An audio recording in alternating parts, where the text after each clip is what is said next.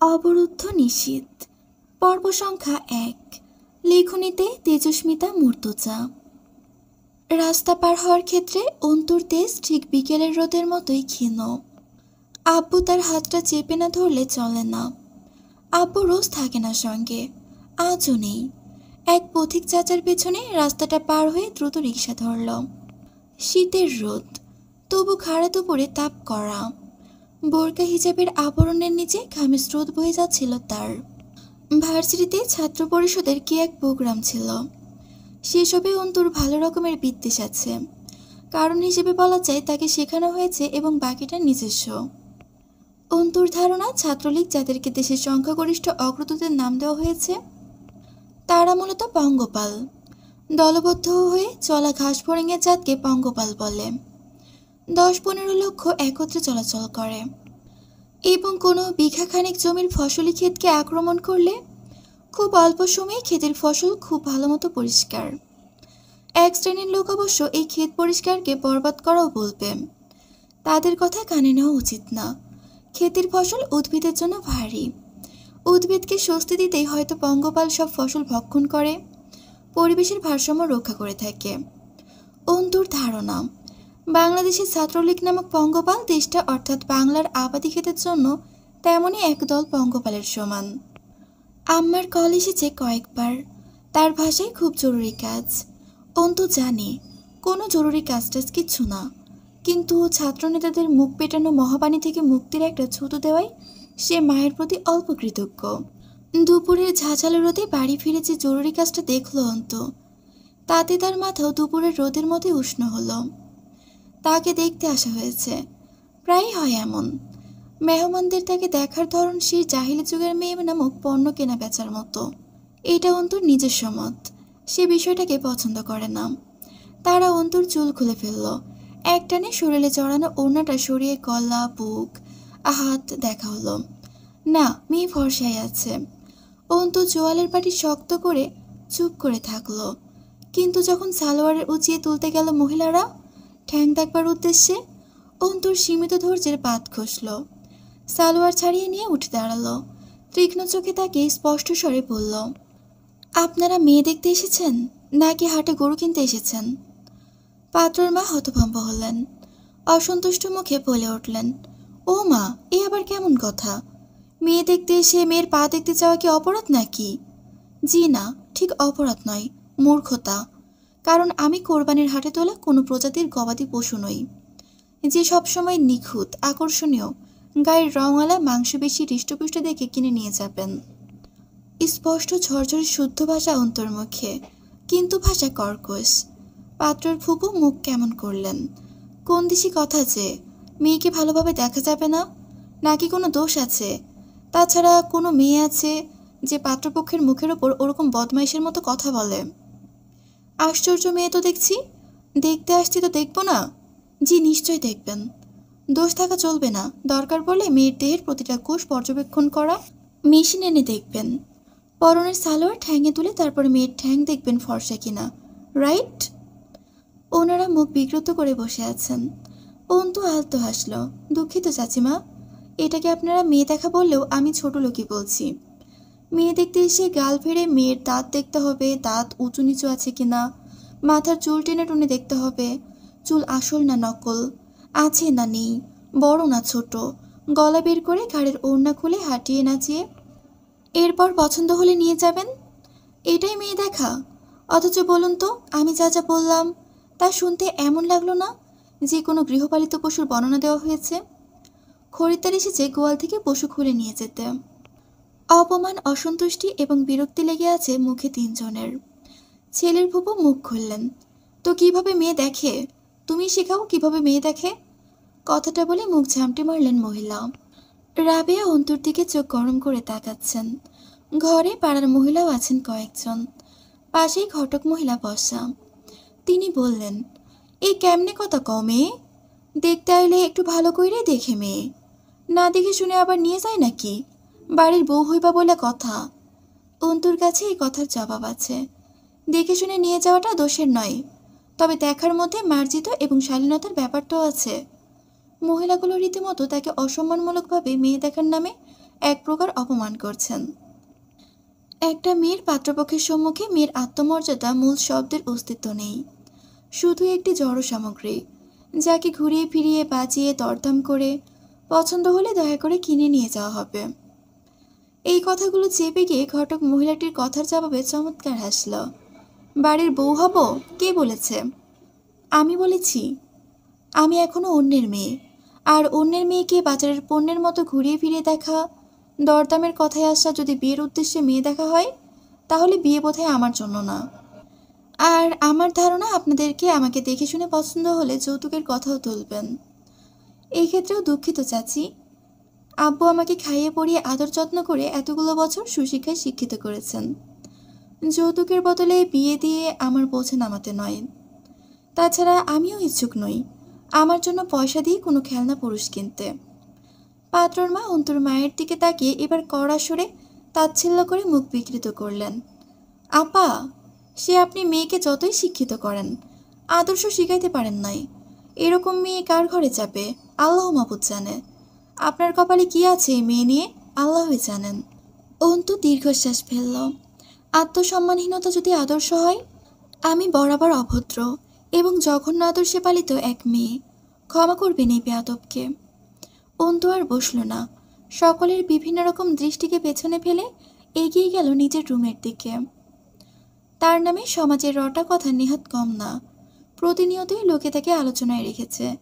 অন্তুকে তার মা বাপ মিনসের মতো মানুষ করছে। নষ্টামি, ভ্রষ্টামি, বেয়াদব, অসভ্য, আদর্শহীন, ভার্সিটিতে পড়িয়ে মিনিস্টার বানাতে চায় মেয়েকে। পাড়ার লোকের দেওয়া টাইটেলের অভাবে পড়ে না অন্তুর ভাগ্যে। কিছুক্ষণ পর সকলকে বিদায় করে রুমে এলেন রাবেয়া বেগম। তিনিও কিছু বলতে যাবেন তার আগেই অন্তু বলল, এরকম লোকদের সামনে বসানোর জন্য তুমি আমায় টিউশনি কামাই করিয়ে বাড়ি ডেকে আনলে? তোমার আক্কেলকে আর কতটা সাধুবাদ জানাবো আমি আম্মা? রাবেয়া বেগম অসন্তুষ্ট স্বরে বললেন, একটা থাপ্পড় মারবো বেয়াদব মেয়ে। দিন দিন বেলাজ হয়ে যাইতেছো তুমি। বেশি লাইতেই ফেলতেছি নাকি আমি? আর কয়টা পাত্রর সামনে আমার মান ইজ্জত নষ্ট করবি তুই? মা হিসেবে তোকে পার করতে যাওয়ার কোনো হক আমার নাই। পাড়ার লোকে একের পর এক কথা বলতে ছাড়তেছে না প্রতিদিন। সে সবই তো শুনতেছি। তুই পরিস্থিতি বুঝবি কোনো দিন? বেকায়দা মেয়ে লোক জন্মেছে আমার পেটে। অন্তু দীর্ঘশ্বাস লুকিয়ে হাসল। আম্মা, তোমার তো সবসময় আমার উপর অভিযোগ থাকে। ধরে নিয়ে আসো এসব মূর্খ ছোট মানসিকতার লোকদের। তোমার কি ধারণা যার তার গলায় ঝুলে পড়বো আমি? আব্বু তো বলে না বিয়ের কথা। তুমি কেন কান দাও মানুষের কথায়? আব্বু এজন্যই বলে তোমার বিবেকের ইমপ্রুভমেন্ট দরকার। তোর বিবেক কাজে লাগা, তা লাগালেই তো মিটে যেত সব। এই দিয়ে কতগুলোর সাথে এমন হইল। পাড়ার লোকে খুব ভালো খাইয়েতে, তাই না? ভার্সিটিতে পড়াচ্ছি তা নিয়ে কত কথা শুনলাম। এখন বিয়ে করাচ্ছি না তা নিয়ে লোকে কানাঘুষা শুরু করছে। এই যে এসব আচরণ করিস লোকের কানে যায় না। তোর বাপ তো শিক্ষিত অন্ধ, তার আর কি। টেবিলের উপর বই খাতা ছিটিয়ে আছে, সেগুলো গোছাতে গোছাতে অন্তু বলল, আম্মু, তুমি দুদিন না খেয়ে থাকো, কেউ তা নিয়ে আলোচনা করবে না। আর না এক মুঠো ভাত দিয়ে তোমার যন্ত্রণা সান্ত্বনা দিতে আসবে। কিন্তু যখন তুমি নিজের মতো করে কিছু করতে চাইবে, সেটা তাদের আলোচনার খোরাক চোকাবে। তাহলে যে মানুষেরা তোমার কষ্টকে আলোচনা করে সুখের রূপ দিতে পারে না, তাদেরকে তোমার ভালো থাকাকে কেন খারাপ থাকাতে বদলাতে সুযোগ দিবে? শেষের দিকে কঠিন হলো অন্তুর কণ্ঠস্বর।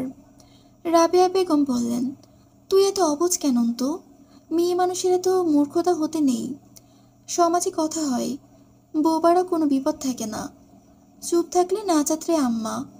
সোজা হয়ে দাঁড়ায় অন্তু, চোখে মুখে দ্যুতিময় দৃঢ়তা ফুটে ওঠে। আমার নাজাত চাই আখিরাতে। বেঁচে থাকতে কিসের নাজাত আম্মা, যেখানে জীবনটাই টানাপোড়েনের এক সমষ্টি মাত্র। রাবেয়া আস্তে করে এসে মেয়ের পাশে বসে বললেন, এখন বিয়ে যদি নাও যদি করিস, পরে করবি তো। তখন যখন লোকে তোর ব্যাপারে শুনতে আসবে, আশেপাশে কি বলবে লোকে? মেয়ে লোকের ঠান্ডা মেজাজের নরম হইতে হয়। এত কথা, এত যুক্তি, এত প্রতিবাদ, তুই বুঝিস না এসব বিপদ আনি খালি? এইসব কি পড়ালেখা থেকে আসতেছে? আমি কি এত দূর ধরে পড়ালেখা করায় ভুল করছি? কিছুক্ষণ চুপ থেকে মুচকি হেসে শান্ত স্বাভাবিক কণ্ঠে বলল, আমাকে অন্তু থেকে অ্যাডভোকেট মাহেজাবিন আরমিন অন্তু হতে এমন বহু চড়াই উতরাই পেরোতে হতে পারে। একজন আইনজীবীর জীবন মুখ বন্ধ আর নির্ঝঞ্ঝাট চলতে পারে না আম্মা। সারা রাত পড়ার পর সকালের দিকে ঘুমানো হয় রোজ। সেদিন ক্লাস টেস্ট পরীক্ষা ছিল। মাসখানেকের ছুটির পর আজ ক্লাস শুরু ভার্সিটিতে। আজকাল ঘন ঘন ছুটি চলে। দেশের পরিস্থিতি ভালো না, চারিদিক উত্তাল। ফজরের নামাজও কামাই হয়ে গেছে। উঠে গিয়ে রান্নাঘরে উকি দিল। কিছু খাওয়ার আছে নাকি আম্মু? তরকারি চুলে বসাতে বসাতে বললেন রাবেয়া। কি থাকবে? আব্বুর কাছে যা, দেখ বারান্দায় মুড়ি চানাচুর দিছি। আমজাদ সাহেব খবরের কাগজে ঢুকে গেছেন। অন্তু পাশে বসলো। কি দেখছো? আমজাদ সাহেব গম্ভীর কণ্ঠে বললেন, সেই গ্রেফতার, বাসে আগুন, হরতাল। ওর দিকে চায়ের কাপ এগিয়ে দিয়ে বললেন, নে। এত রাত জাগতে বলে কে? বলি সন্ধ্যায় পড়তে বসবি। চোখ মুখের কি হাল হয়েছে? আজ থেকে আমি সব বসবো পড়ার টেবিলে। অন্তু অল্প মুখ ফুলিয়ে বলল, আমি এখনো বাচ্চা নেই আব্বু। আমজাদ সাহেব ভরাট গলায় বললেন, টোস্ট নে। গলা দিয়ে খাবার নামতে চায় না? চাটুকু শেষ কর। কিছুক্ষণ চুপ থেকে আনমনে মুচকি হাসলেন আমজাদ সাহেব। মা বলতো, ও আমজাদ, যার শরীরে মাংস লাগে না তার মাথায় পড়ালেখা ছাই ঢুকবো? আয় তো পাকা আম আনছে তোর আব্বা, দুধ ভাত মাখাইছি, আয় পরে পড়বি। দাদিকে অন্তু দেখেনি। আব্বুর দিকে অনিমেষ চেয়ে থাকলো। গম্ভীর এই মানুষটা যখন কদাচিৎ স্বল্প হাসেন, সৌম্য পড়া চেহারায় যে জ্যোতি ফুটে ওঠে। আর ওই মেহেদি দেওয়া দাড়ির নিচে চকচকে সাদা দাঁতের মসৃণ হাসি। অন্তুর বুকে কাঁপন ধরে যায়। এই মানুষটাকে ছাড়া সে সর্বনিঃস্ব। আমাকে আজ নামিয়ে দিয়ে যাবে একটু ভার্সিটিতে? আমজাদ সাহেব না টান করে ধরে খবরের কাগজের পৃষ্ঠা উল্টালেন। তোর ভার্সিটি সেই 10টায়, আমি 8:30টার ট্রেন ধরবো। এখনই বের হব। রিক্সা ঠিক করে দিয়ে যাব, খেয়ে যাবি। অন্তু ঠোঁটে ঠোঁট গুজল, দরকার নেই রিক্সার। শোনো, তুমি গোসল করে যাবে। রোদ ভালোই বাইরে, প্রেশার বাড়বে নয়তো। আমজাদ সাহেব জিজ্ঞেস করলেন, ভার্সিটি থেকে নাকি হলে থাকার কথা বলেছে? আম্মা কি আর রাজি হবে তাতে? আমজাদ সাহেব গম্ভীর চোখে তাকিয়ে অন্তুর কপাল ছুলেন। কিছু লেগেছিল। তার সযত্নে মুছে ভারী গলায় বললেন, সেকেন্ড ইয়ারের ফাইনাল কবে? ক্লাস টেস্ট চলছে, খুব তাড়াতাড়ি ডেট পড়বে মনে হয়। খবরের কাগজটা অন্তুর হাতে দিয়ে উঠে পড়লেন আমজাদ সাহেব। অন্তু পিছু ডাকে, আব্বু। পিছু মুড়লেন তিনি। হুঁ। অসহায় দেখায় অন্তুর মুখটা। কবে ফিরবে তুমি? 2 দিন দেরি হবে হয়তো। কাজ না থাকলে ফিরে আসবি ক্লাস শেষে, কোথাও দেরি করবি না। অন্তু আস্তে করে মাথা নাড়ে। হুঁ। সামনে ফিরে সামান্য হাসলেন। অন্তু থাকতে পারে না ওনাকে ছাড়া। তার তেজস্বী মেয়ে এই এক জায়গায় কাবু, অথচ পাগলি বোঝে না চিরকালে আব্বুটার সাথে থাকবে না। সামনের পথ তাকে একা পাড়ি দিতে হবে। ভার্সিটির সামনে এসে রিক্সা থামলো। কদিন আগে তুমুল আন্দোলন হয়ে গেছে ছাত্র পরিষদের। দেশটা ভালো চলছে। রোজ খুন, গুম, কারাবরণ অবিরাম। থামাথামি নেই, সরকারের ক্লান্তিও নেই। খুব পরিশ্রম করছে দেশটাকে নিজের মতো চালাতে। মানুষজন একটু দুশ্চিন্তায় আছে অবশ্য, তবে সরকার ভালো আছে। সে তার মন মতো দেশ চালাচ্ছে। কেউ ভয়ে বিরোধিতা করে না। করলে কারাগার নেহাত কম নয় দেশে। অস্ত্র এবং দেশপ্রেমিক সৈন্যের সংখ্যাও বেশ। ফটকের ওপর বড় বড় অক্ষরে লেখা, হাজী মোহাম্মদ দানিশ বিজ্ঞান ও প্রযুক্তি বিশ্ববিদ্যালয়। দিনাজপুরের বাসেরহাট থেকে খুব বেশি দূরে নয় অন্তুদের বাড়ি। হলে থাকার প্রয়োজন পড়ে না বিশেষ। শহীদ মিনার চত্বরের আশপাশটা বেশ ভালো লাগে অন্তুর। জায়গাটা পার করার সময় পেছন থেকে ডাকলো কেউ। অন্তু পিছু ফিরে দেখল 6 জন যুবক। তার সিনিয়র হবে নিশ্চিত। সামনে যে দাঁড়িয়ে তাকে চেনা চেনা লাগলো। আগে দেখা মুখ, তবে মনে নেই বিশেষ কিছু। সে এগিয়ে এসে হাতে সিগারেটটা অন্তুর দিকে বাড়িয়ে বলল, নাও একটা টান দাও। অন্তু নিঃসংকোচ হাতে নিল সিগারেটটা। তার একটা দোষ আছে, সে ভেতর আর বাইরে আলাদা করতে পারে না। যেমন মনে ঘৃণা রেখে মুখে হাসা চাই, কিন্তু তার সেই দক্ষতা আর অভিজ্ঞতা নেই। সিনিয়রদের প্রতি তার বিদ্বেষ পুরনো। তা সেদিন বেরিয়ে এসেছিল ভুলক্রমে। অন্তু আধা খাওয়া সিগারেটটি ঘুরিয়ে ফিরিয়ে দেখে বলেছিল, টান নয় দেব একটা, কিন্তু এতে ফজিলতটা কি? পাখির মতো চঞ্চল দৃষ্টি লোকটার। অন্তুর চোখে চোখ গেঁথে হেসে উঠল সে। ফজিলত? এই যে আমি তোমার টান দিতে বলতেছি, এই চাইতে বড় ফজিলত বা হাকিকত কিছু নাই সিস্টার। আর জরুরি তো মোটেই না যে সব কিছুতে ফজিলত থাকা লাগবে। এক টান মারো, স্বাদ ভালো। ব্যানসন অ্যান্ড হিজেস। অন্তু যথাসম্ভব শান্ত কণ্ঠে বলল, কিন্তু আপনি টান দিতে বললেই দিতে হবে তা কেন? এটা ৮০ ভাগ মুসলিম দেশ, বাংলাদেশ। সেক্ষেত্রে আমিও পশ্চিমা সংস্কৃতির মেয়ে না, সিগারেটে অভ্যস্ত নই আমি। সে কপালটা সামান্য জড়িয়ে হাসল। হাসার সময় তার গাল দুটো দুলে ওঠে, ভঙ্গিমাতে বড় বেপরোয়া। সে বলল, তবু এক টান মারো দয়ালের নামে। অদ্ভুত দু একবার আশেপাশে তাকালো বোকার মতো। কেউ আসার নেই বোধহয় তাকে বাঁচাতে। এর অবশ্য কারণ আছে। মানুষের দৃষ্টিকোণ থেকে সে কখনো কোনো বিপদে পড়েনি, কিন্তু তারা এসে অন্তর পক্ষে এবং সামনের জনের বিপক্ষে কথা বলবে, যা হবে সেটা বিপদ। এই হিজাবের আড়ালে অন্তর শরীরটা দু একবার ঝাঁকুনি খেল, তবু পরিষ্কার গলায় বলল, তবু কেন? পেছন থেকে কবির ক্যাটক্যাট করে বলে উঠল, কারণ আমরা সিনিয়র। এরপর আর কোনো ফজিলতের খোঁজ করলে তুমি নিখোঁজ হয়ে যাবা। ঠিক বলিনি ভাই? পেছনের ছেলেরা হাসল। সে বলল, আলবাত সহি কথা কইছিস, সকলে দেখছে ওদের। অন্তু মাথা নাড়ল। সাংঘাতিক ব্যাপার দেখছি। তবে সিনিয়রের মতো আচরণ আপনাদের একজনেরও নয়। সে ভ্রু নাচিয়ে বাহবা দিয়ে এগিয়ে অন্তুর মুখের ওপর ঝেঁকে এল। তুমি তা জানাবা ডিয়ার? অন্তু ঘৃণায় মুখটা পিছিয়ে নাই। ভোগ ভোগ করে গন্ধ আসছে তার মুখ থেকে। অন্তু নিজ গরিমায় বলে ওঠে, মারি শক্ত করে। জানাতেই পারি শিক্ষার বয়স হয় না। বলা হয় দোলনা থেকে কবর পর্যন্ত জ্ঞান অর্জন করো। কবির কিন্তু সহৃদয় ব্যক্তি। সে সাবধান করল, হুঁশিয়ারি করছো? সিনিয়রদের সামনে মুখ চালাচ্ছ? মারা পড়বে মেয়ে। কবে ভর্তি হয়েছ? কে বড় কে ছোট বিষয়টা বুঝে উঠতে পারোনি মনে হচ্ছে। কবিরের খুব হাসি পাচ্ছে ছোট্ট মেয়েটার দুঃসাহসের ওপর। বড় ইচ্ছে করছে নিকাবটা টেনে ছিঁড়ে ফেলতে। ফেলাও তো উচিত, মেয়েটা বেয়াদব। অন্তু হাসল। কুকুর ছোট হোক অথবা বড়, তাকে কুকুর বলার সৎসাহসটুকু থাকা অবশ্যই ভালো গুণ। কি বলেন সিনিয়র মশাই? কথাটা অন্তু ঘাড় বাঁকা করে তাকিয়ে থাকা সে সিগারেটওয়ালা লোকটার দিকে তাকিয়ে বলল।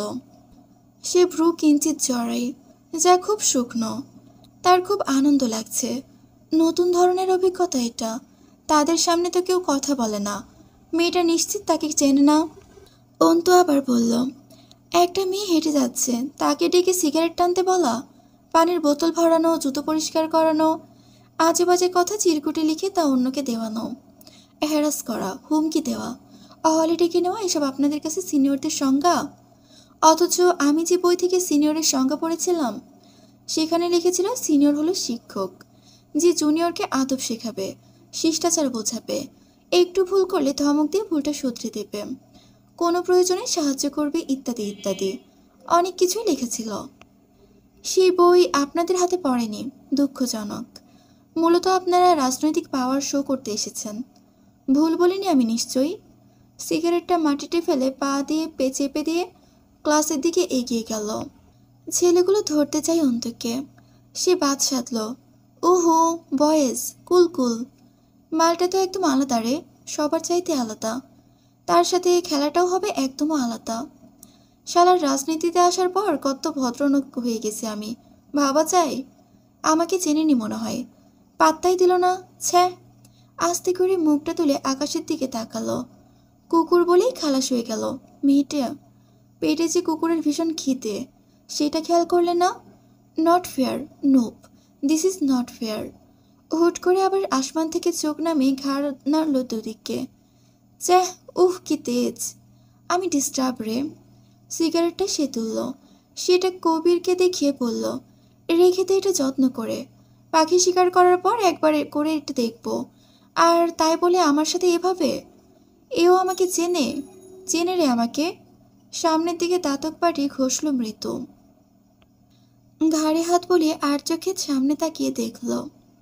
আবার আকাশের পানে তাকালো। সামনে ইলেকশন, নিজেকে বাঁচিয়ে চলছি, তাতে দেখতেছি মেলা লোকই রঙ্গতামাশা দেখায় চলে যাচ্ছে। এইটা কি ঠিক হচ্ছে বলতো? ইলেকশন তো শেষ হবে তাই না? এরপর কি হবে? তা ভাবছে না কেন এরা? উন্মাদের মতো হাসল সে। ভার্সিটি চত্বরে লোকজন কম এখন। ক্লাসের ফুল টাইম চলছে। লোক থাকলেও তার যায় আসার কথা নয়। যে পাশ কাটাচ্ছে সালাম ঠুকে যাচ্ছে তাকে। সে আবার তাকালো অন্তুর দিকে। অন্তু ততক্ষণে ঢুকে পড়েছে সমাজবিজ্ঞান বিভাগের বিল্ডিংয়ে। পরদিন ক্লাস শেষে ভীষণ ক্লান্ত অন্তু। ডিপার্টমেন্টের প্রফেসর ডেকেছেন। ডাকার কারণ স্পষ্ট নয়। অন্তুকে পিয়ন থামালো দরজার সামনে। দাঁড়ান আপনি, স্যার বিজি আছে, মিটিং চলতেছে ভেতরে।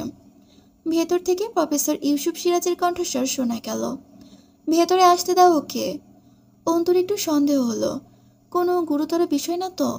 ভেতরে প্রবেশ করে সালাম জানালো। ইউসুফ সিরাজই মাথা নাড়লেন, এসো।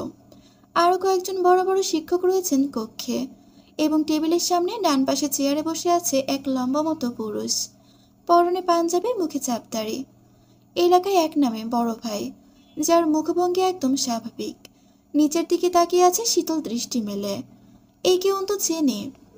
ভার্সিটি ছাত্র সংসদের মেজর মেম্বার হামজা পাটোয়ারি। ইউসুফ সিরাজি জিজ্ঞেস করলেন, গতকাল কি হয়েছিল? অন্তু ইতস্তত না করে বলল, আমাকে র্যাগ দেওয়া হয়েছিল স্যার। সে তো আর নতুন কিছু নয়, তুমি কি করেছ? কড়া শোনালো প্রফেসরের কণ্ঠস্বর। অন্তু দমল না, বলল, আমাকে সিগারেটে টান। আহ, ব্যাপারটা যেন শুনতে আগ্রহী নন স্যার। বিরক্ত হলেন। তুমি কি করেছো সেটা বলো।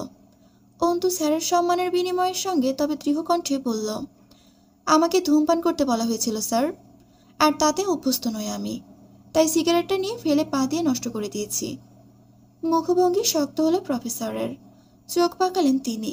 চাপা স্বরে ধমকে উঠলেন, এই শিখেছ? কার সঙ্গে এই আচরণ করেছ কোনো জ্ঞান আছে সে বিষয়ে? অভদ্র মেয়ে, সিনিয়রদের সঙ্গে এই আচরণ শিখেছ এতদিনে? ভার্সিটিতে আসো বেয়াদবি শিখতে? আদবের বালাই নেই ভেতরে। তুমি জানো এতে তোমার অ্যাডমিশন ক্যান্সেল হতে পারে? নাম কি? অন্তু অবাক হলো। উল্টো তাকে ব্লেম করা হচ্ছে। অবশ্য চমকানোর কিছু নেই। দুনিয়ার সংবিধানের নাম যেখানে অরাজকতা ও সুশাসনশীলতা, সেখানে এটা নিহত স্বাভাবিক ব্যাপার।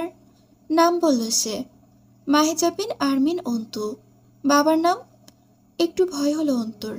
এসব আব্বুর কানে গেলে আব্বু সম্মানী মানুষ, তামাশা নিতে পারবেন না। জবাব দিল, আমজাদ আলী পারামানিক। স্কুল মাস্টার আমজাদ নাকি? জি। এখনও মাস্টারি করে? জি না, রিটায়ার করেছেন বছরখানেকের মতো। ইউসুফ সিরাজি হামজাকে জিজ্ঞেস করলেন, হামজা তুমি কিছু বলবে? হামজার মুখভঙ্গি দুর্বোধ্য। বোঝার চেষ্টা করল অন্তু, অথচ বিশেষ অভিব্যক্তি নেই মুখে।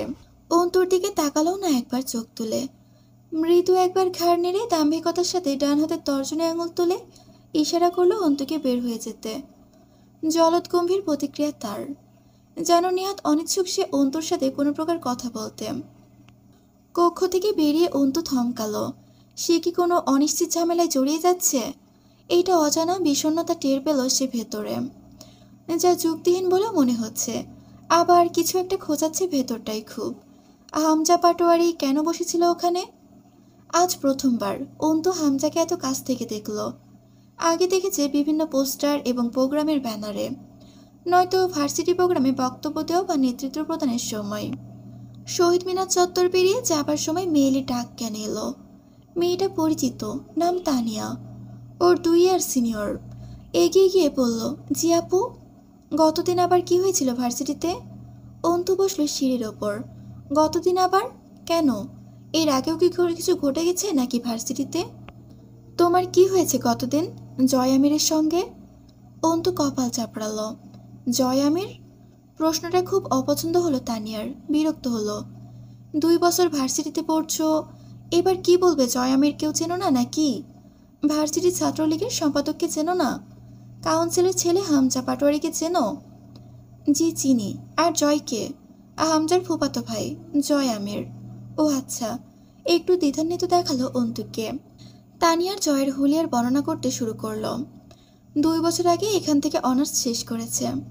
শ্যামলা বর্ণের, লম্বা করে, থুতনির কাছে একটা তিল আছে, গলায় চেন, তাতে যে লেটার আছে। ডান হাতে ঘড়ি পরে আর বাম হাতে ব্রেসলেট। অন্তুর সেসব শুনতে ইচ্ছে করছিল না। বুঝলো তাকে সিগারেটে টান দিতে বলেছিল সেই জয়ই। আর শুনতে চাইল না সেই বিশদ বর্ণনা। দ্রুত মাথা নাড়ল। জি, এবার চিনেছি। কি করেছে ওরা তোমার সঙ্গে? এমনভাবে কথাটা বলল তানিয়া যেন কোনো বিশেষ গোপন রহস্যের ব্যাপারে খোঁজ করছে। অন্তু বলল, বিশেষ কিছু নয়, র‍্যাগ দিয়েছিল। এবার তানিয়া আরো সতর্ক হয়ে উঠল। আরে লজ্জা পাচ্ছ কেন? আমি কাউকে কিছু বলবো না, এসব হতেই থাকে। বলো, কি করেছে ওরা তোমার সঙ্গে? অন্তু অবাক হলো। আশ্চর্য, লজ্জা পাওয়ার প্রশ্ন কেন উঠছে? বললাম তো সাধারণ র‍্যাগ দিয়েছে। আর কিসব হয়ে থাকে? তাচ্ছিল্য করে হেসে উঠল তানিয়া সহ পাশের মেয়েগুলো। তানিয়া মুখ বিকৃত করে বলল, কেন, তুমি জানো না বোধহয় র্যাগিংয়ে মেয়েদের সাথে কি কি করা হতে পারে? জি জানি, তবে আমার সঙ্গে তেমন কিছু হয়নি।